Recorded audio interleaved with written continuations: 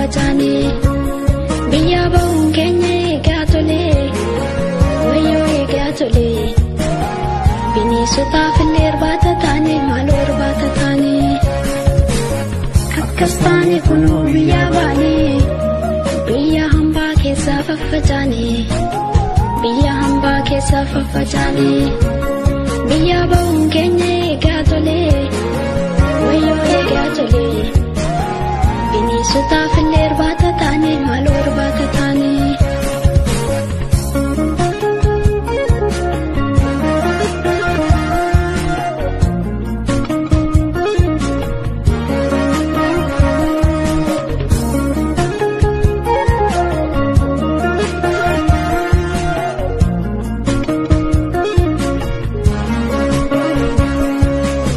Biyya kamnaa jechuun maal nuuf godha?